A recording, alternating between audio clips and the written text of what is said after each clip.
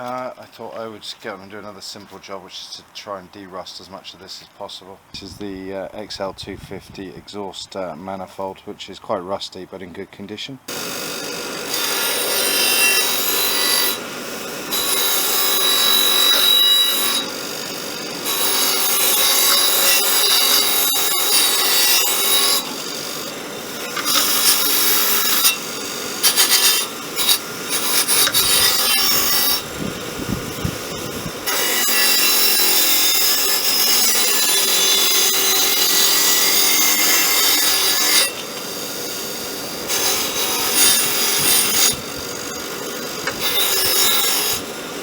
Okay, so there's a limit to how much I can get out using the wire wheel, so I'm going to use a drill attachment to try and get into some of the nooks and crannies, and then I'm tempted to stick it in the electrolysis bath for a little while and see if we can remove some more rust doing that.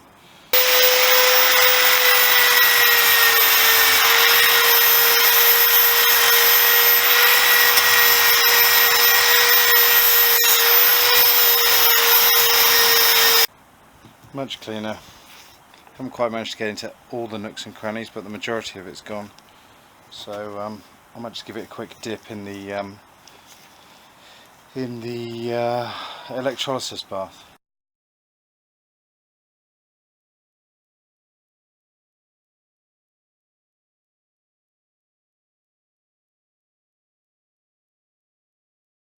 I've been sitting there for a couple of hours. I'm curious to see what it looks like and how it compares to the bit that's not in the soup. So we'll have a quick look and see if it's any shinier. Okay, so all the areas that were in the electrolysis, all the rusty areas that still remained have turned a black hue, which I believe means that it is working. It's not super shiny, but I'm going to stick it back in for a bit longer. It's only had a couple of hours. Areas I've noticed around the nut, for example, where it's definitely looking a lot less rusty, and then the point where the pipes were sticking out of the water, where this joiner is, you can still see there are rusty areas. So I'm going to stick it back in. I'm going to give it a good few more hours and see what it looks like and take it from there. Another job I've got to do, and should have done earlier, was dismantling and cleaning of this. The reason I should have done it earlier is because it's got screws on there that should have gone for plating.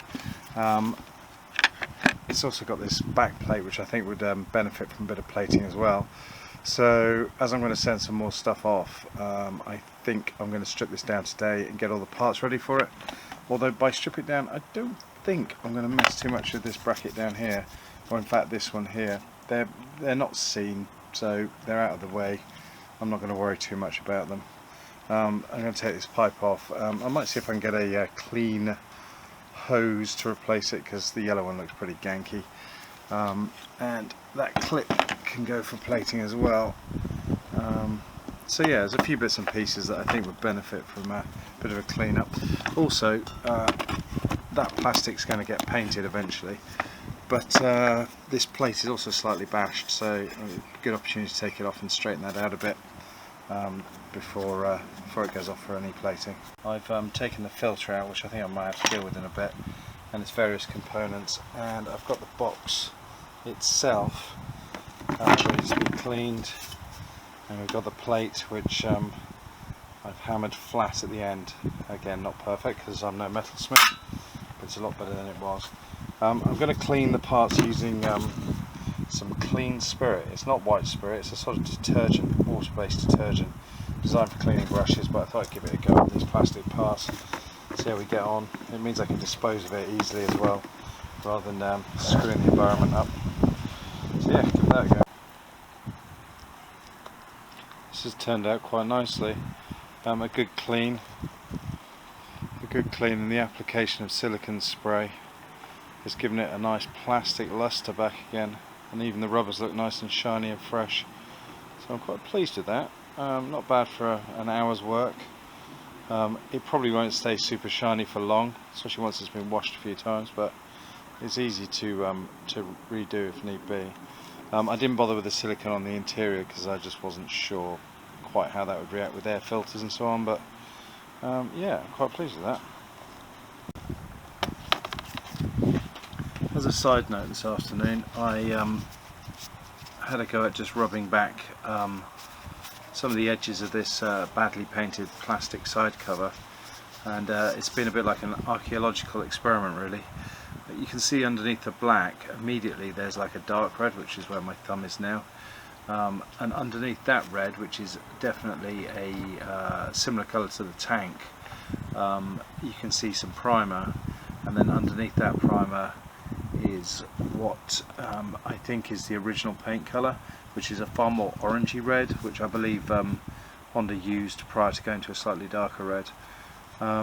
So with a bit of poking around and confirmation from Chucky1, who is proving to be very useful to me at the moment, we think that this is probably the correct colour, far more orange than the original dark red, and I think that colour is known as R23 Tahitian red.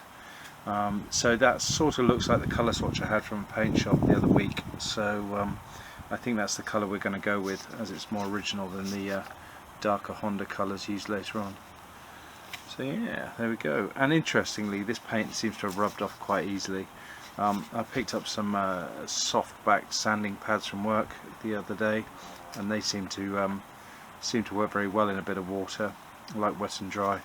I'm not sure what the grade is. I think it's a 180, but I couldn't tell from the pads. Anyway, that's me done rambling.